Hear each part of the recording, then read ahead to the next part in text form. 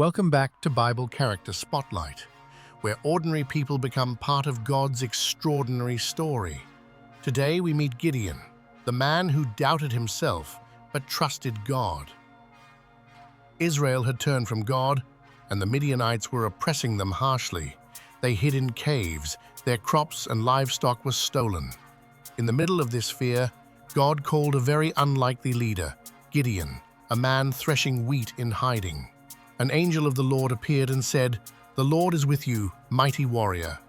But Gideon replied, "How can I save Israel? I'm the least in my family." Still, God chose him, and to confirm, Gideon asked for signs. First the fleece test, wet fleece, dry ground, then dry fleece, wet ground.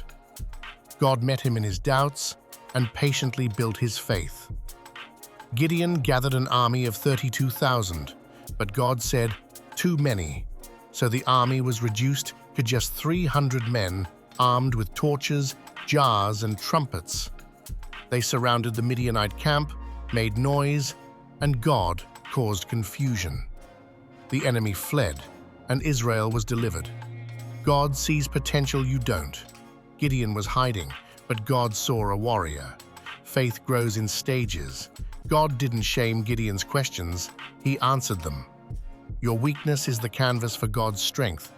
The victory wasn't about numbers, it was about trust. Courage begins with obedience. Gideon didn't feel brave, he simply obeyed, and faith followed.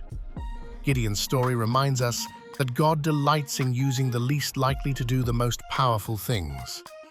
Even when we're unsure, God is sure about who he created us to be. Next up, Elijah, the fiery prophet who stood alone and called down fire. Don't forget to like, comment, and subscribe and step into boldness with God.